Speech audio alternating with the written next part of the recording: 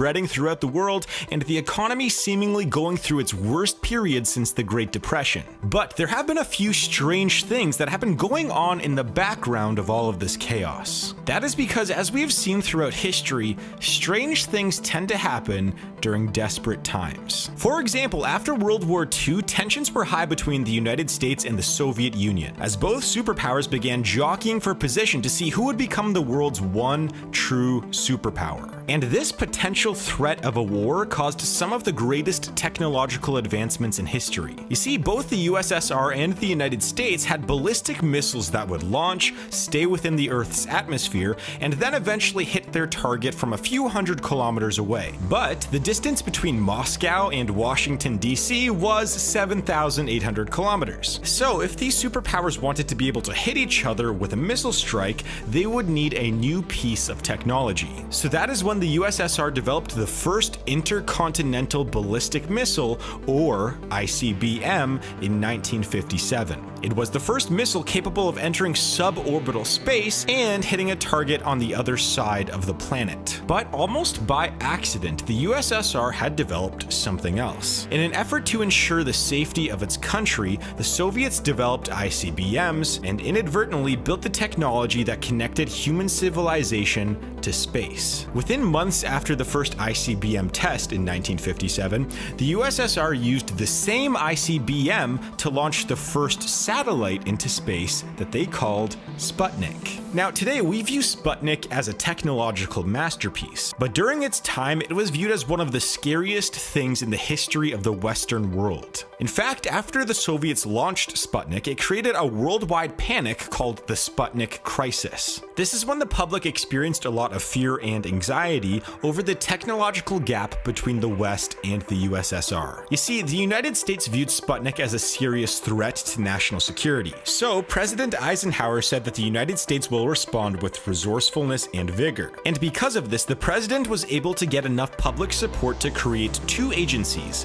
NASA and DARPA. He was also able to dramatically increase spending on education and research and development of new technologies. And over the course of the next decade, the USSR and the United States would keep trying to one-up each other. This would eventually be known as the space race. And the space race led to innovations that would reshape our entire world. For example, DARPA created the internet as a way of sending information from one point to another in a safe and secure manner during the Cold War. Another innovation was that computers became significantly more advanced during this time because the on-the-fly calculations needed to put a spaceship onto the moon were much greater than what humans could handle. And the space race and Cold War ended up creating other spin-off technologies like GPS, CAT scans, athletic shoes, water purification, artificial limbs, and much more. So a perceived national security threat in the 1950s from both the USSR and the United States ended up catalyzing the creation of new technologies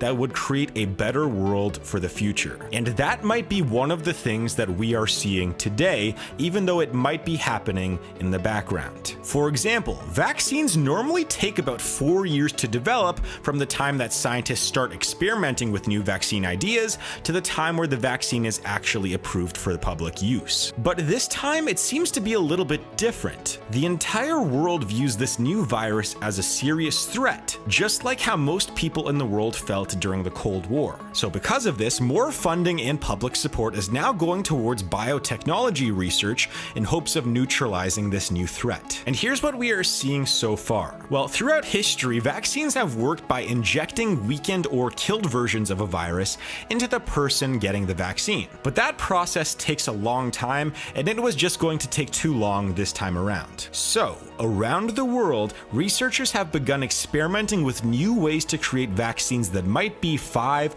10, or even 20 times faster than they have ever been before. One of these methods that has shown promise is RNA vaccination. It works by injecting RNA into the cells in your body, which will then produce proteins that are identical to the pathogen that you want to protect yourself from. And even though there have been no RNA vaccines approved for medical use yet, we might see the approval of a vaccine occur over over the next several months rather than the next several years. And that got me thinking that this new vaccine technology might be something we look back on in a few decades and view it as an amazing thing that came out of this global threat. Another piece of technology that has emerged during this pandemic is that of medical AI. You see, the Canadian company Blue Dot actually identified that there was a cluster of unusual pneumonia cases happening in China 9 days before it was identified by the World Health Organization. This means that for the first time in human history, an AI was able to spot an outbreak of a disease before humans even knew about it. And if AI systems like this keep advancing, we might be able to spot patient zero of a new disease almost immediately and prevent future outbreaks from ever occurring. And AI has also begun to play a role in diagnosing new patients at near lightning speed. Alibaba claims that its AI diagnostic system has been able to accurately detect viruses using chest scans with 90% or more accuracy. And this diagnosis only takes the system roughly 15 seconds to complete. Meanwhile, on average, it takes about 15 minutes for a human to make the same diagnosis. So right now, it is possible that we are witnessing AI take its first big leap into biotechnology on a global scale. But there is also something else that is a little strange that I see going on. Has anyone else noticed how much geopolitical tensions have lowered recently? I mean, if you were told at this time last year that China would be trying to lead global humanitarian efforts, and that the United States would be assisting North Korea and Iran in any sort of fashion, you would have probably thought the world was ending. But this is what happens when even longtime adversaries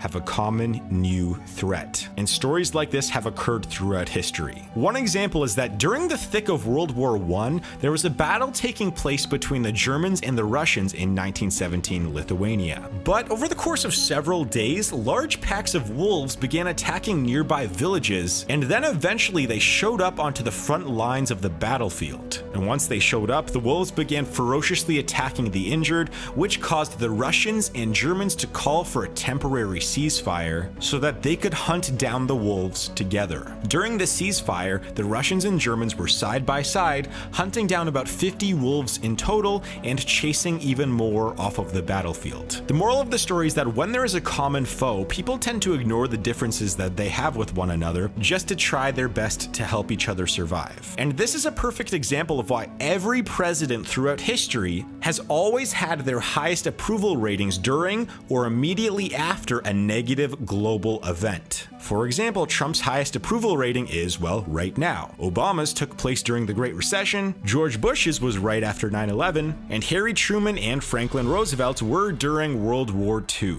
The point that I'm trying to make here is that during times of crisis, people tend to come together. I mean, right now, we are seeing Republicans and Democrats work together to create a $2 trillion stimulus package that is centered around universal basic income and doesn't raise any taxes. Both sides would have thought that this was crazy just 8 weeks ago, but now everyone has put their differences aside in order to try to help out the American people, even if it is only a temporary agreement. You see, sometimes good things can come out of bad times. Even if it is really tough to see right now, we might look back on this period of time in, well, 30 years or so as a time where the world came together, innovated, and solved the crisis together. And if you enjoyed this video, please check out my documentaries playlist on my channel where I have a bunch of other videos just like this. And please hit the subscribe button and leave a like if you did like this video. I've just been very overwhelmed with the amount of support and growth that this channel has had over the last few weeks. I mean, there's 50,000 of you that have subscribed in just the last 14 days or so, which is crazy. So thank you very much for watching. Click on my next video and I will see you guys in a few seconds.